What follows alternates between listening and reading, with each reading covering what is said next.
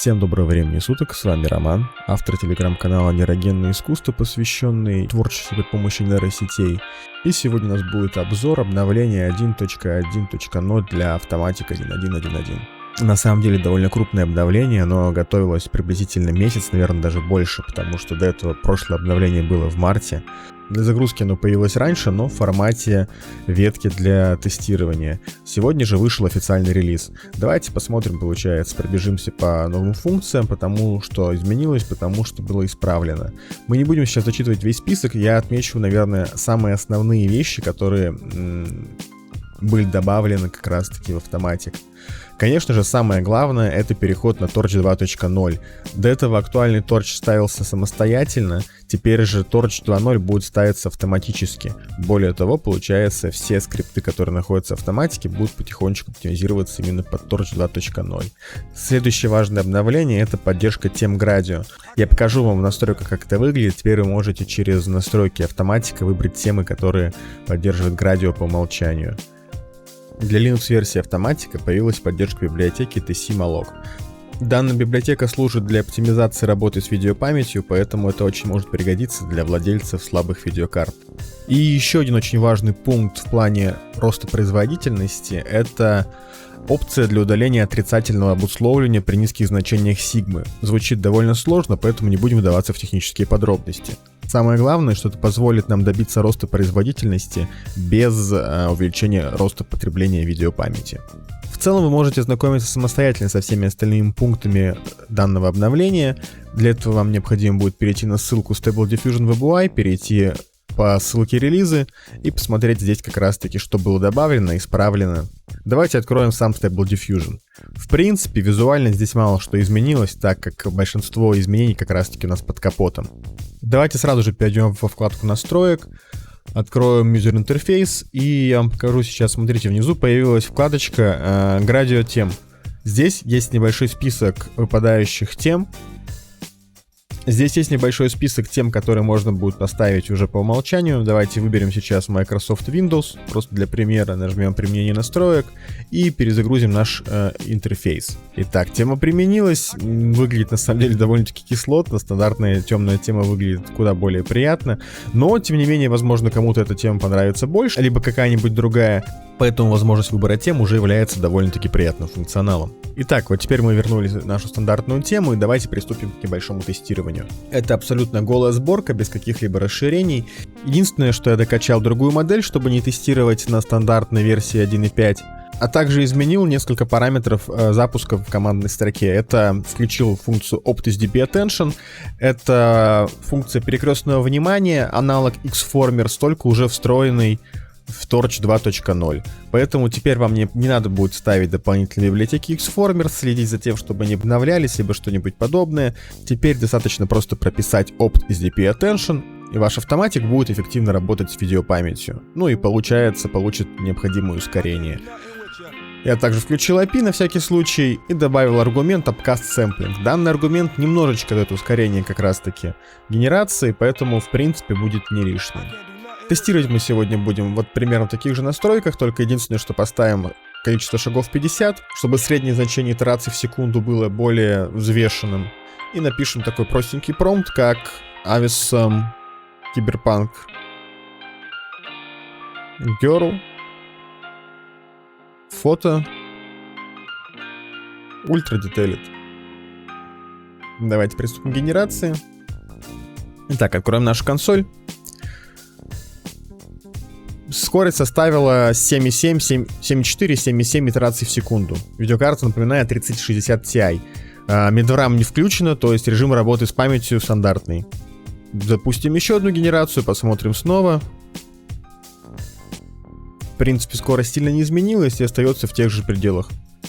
Что же, давайте перейдем к той самой функции, о которой мы говорили, когда смотрели список изменений. Она находится у нас в настройках, Sampler Parameters, и нас интересует вот этот ползунок, Negative Guidance Minimum Sigma. Разработчик данной функции рекомендует поставить значение на 3. Давайте так и сделаем и применим наши настройки. Давайте я сейчас зафиксирую сид, чтобы посмотреть, сильно ли изменится наша картинка. Возможно, она изменится сильно, но, например, в плане качества это будет не особо заметно. Итак, начинаем генерировать.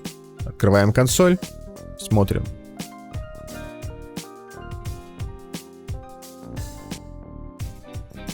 Итак, как вы видите, скорость увеличилась. Если скорость была раньше 7.4, 7.7, то сейчас скорость составила 8.4. В принципе, было заметно, что картинка немного изменилась, поменялись кое-какие детали, но в целом же изображение выглядит довольно похоже. Давайте еще раз генерируем ее, посмотрим на скорость. Как вы видите, скорость сначала стандартная, а потом растет под конец. Итак, скорость генерации составила приблизительно 8,5 итераций в секунду.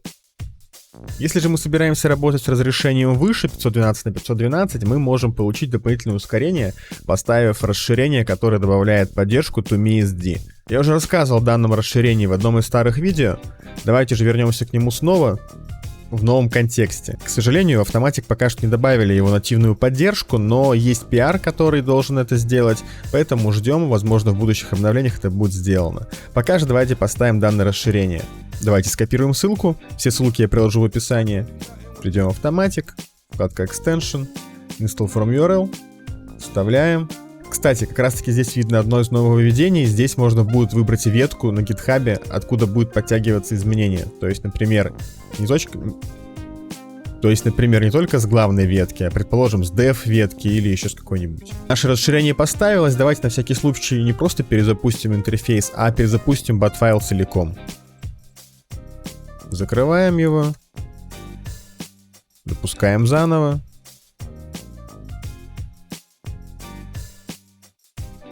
Наш автоматик перезапустился. Давайте перезапустим вкладку. Нажмем кнопку F5 на клавиатуре. И снова напишем наш промпт. Мы уже видим, что появился новый чекбокс Enable ToMe Optimization. Давайте перейдем в настройки, посмотрим, что здесь добавилось. А добавился здесь новое меню ToMe Settings. Смотрите, настройки по умолчанию являются оптимальными. Если же вы будете повышать коэффициент больше, чем 0,5, в таком случае вы получите небольшое увеличение роста производительности, но при этом качество вашей генерации будет падать. Чем меньше будет данное значение, тем меньше будет скорость, но и меньше будет падать качество вашей генерации. При значении 0.4-0.5 является оптимальным. Данный скрипт активируется при работе с разрешением 768 и более. Давайте сейчас перейдем обратно в вкладку генерации. Оставим значение Enable ToMe Optimization. Проверим сейчас наши прошлые настройки. Да, они сохранились, значение осталось 3. Итак, давайте отключим с вами галочку ToMe Optimization. И в настройках изменим значение, которое мы меняли, с 3 на 0. Применим наши настройки. И давайте поменяем разрешение на 768 на 768. Почему я это делаю? Чтобы было видно наглядное изменение роста производительности. То есть сначала мы отключим все эти оптимизации, а потом включим.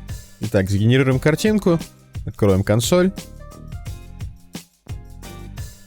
Так, единственное, я забыл поменять количество шагов с 20 на 50. Сейчас я это сделаю. Предварительная скорость генерации у нас составила 3,3 итерации в секунду. Сейчас верну обратно значение.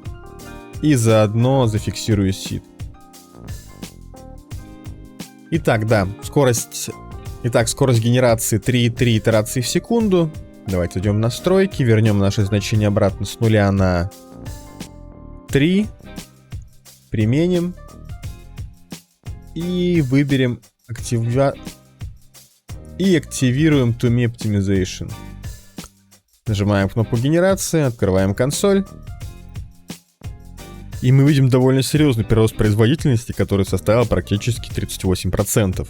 Давайте посмотрим качество генерации. В целом я бы не сказал, что оно сильно изменилось. Да, мы немножечко потеряли по деталям, поэтому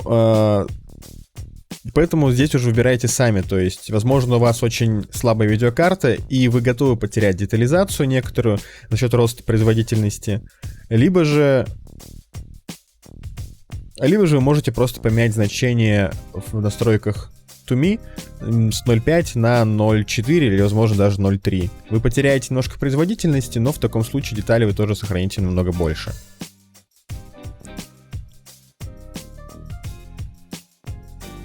Давайте проверим еще большее разрешение. Предположим, вдруг у нас модель не 1.5, а, допустим, модель 2.1, и мы хотим сгенерировать какую-то картинку с разрешением 768 на 1024. Чтобы все было честно, я сейчас загружу модель 2.1, потому что в целом есть некоторые ускорения, и модели 2.1 генерируют быстрее, чем модели 1.5 в новой версии автоматика. После загрузки мы проведем тестирование снова.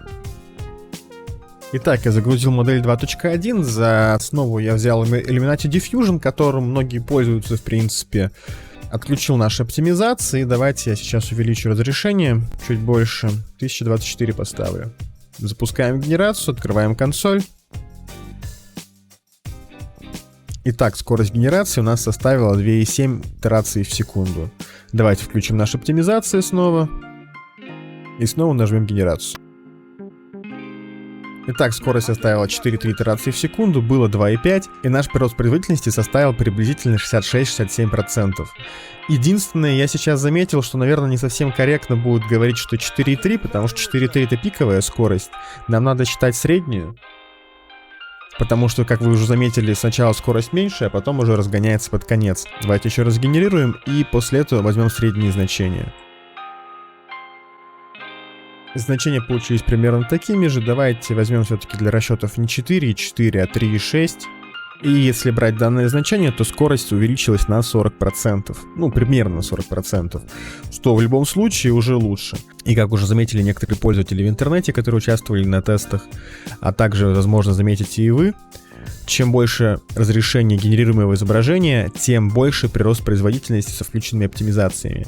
То есть, например, если вы работаете уже при больших разрешениях, больше, чем 1024, предположим, или же активно пользуетесь HiResFix, то данное обновление подарит вам довольно-таки хороший прирост производительности.